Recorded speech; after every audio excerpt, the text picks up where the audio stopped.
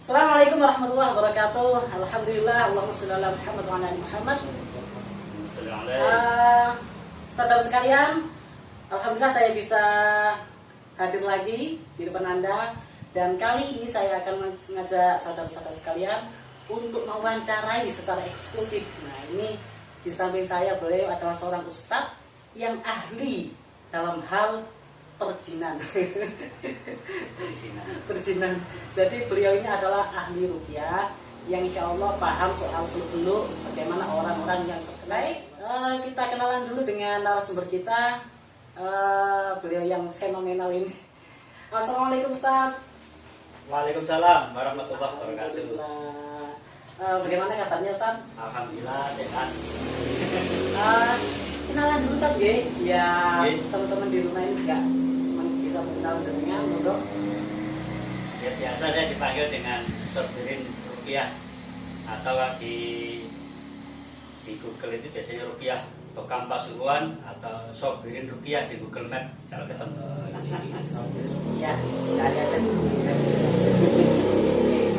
Saya rasa perkenalan ini sudah cukup.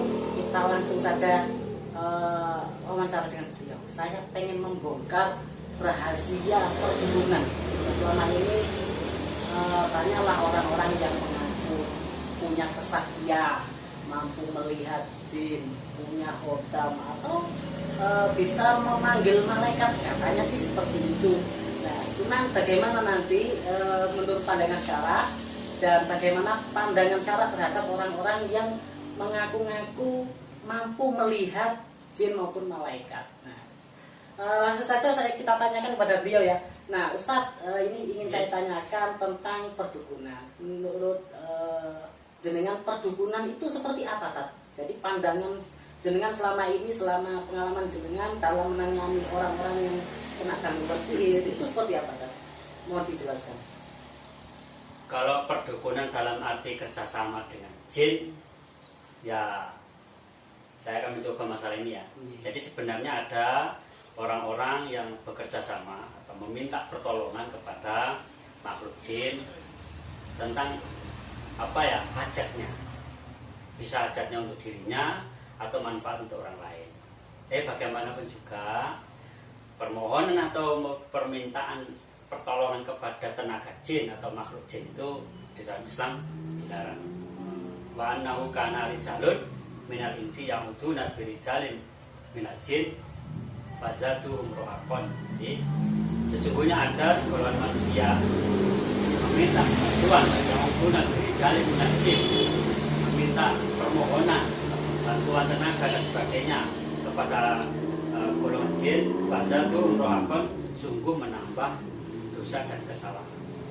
Ini disebut kesalahan. Dan secara sejarah zaman Rasulullah juga tidak ada sunahnya. Rasulullah perang juga membawa pedang, juga membawa baju besi. Para sahabat juga begitu. Bahkan banyak kisah-kisah sahabat juga syahid dalam perang, sehingga tidak pakai istilah tenaga, akad-akad dan sebagainya. Saya rasa itu ya. Nah, sekarang kan fenomenanya tadi banyak nih di masyarakat yang kasihan, awam ya. Kemudian mereka mengalami sebuah penyakit yang bertahun-tahun tidak sembuh. Akhirnya karena keputusasaan, akhirnya mencari pengobatan alternatif. Yang justru itu kalau saya lihat kadang terasa janggal. Misalnya ya, pergi ke orang yang mampu menyembuhkan secara alternatif. Kemudian si penyembuh ini mengaku-ngaku mampu mendatangkan misalnya leluhur, para malaikat, para nabi, seperti itu. Itu gimana Ustaz pandangan secara syar'i?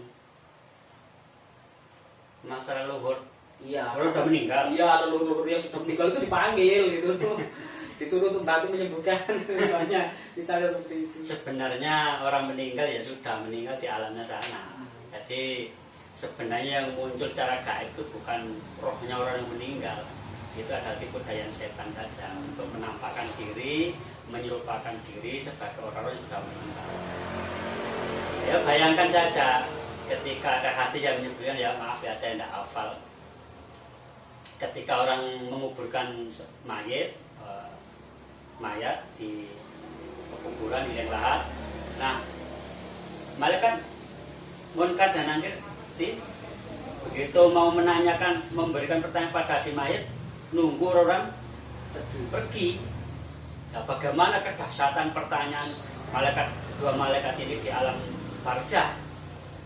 Ya sudah, kita gimana ya bayangan, seperti itu dahsyatnya. Bagaimana bisa kober membantu orang di dunia. Bahkan di dalam Al-Quran juga disebutkan, Anda ada kesempatan hidup di dunia atau kembali ke dunia itu justru malah ingin bertobat, bukan membantu dalam arti seperti tadi. Apakah termasuk seperti orang yang mengaku bisa mendatangkan malaikat dan nabi itu, apakah sama juga kayak itu yang jenengan sampaikan tadi bahwa itu adalah permainan jin misalnya? Sebenarnya fenomena tentang malaikat itu makhluk gaib ya, bahkan ini derajatnya lebih tinggi daripada makhluk jin.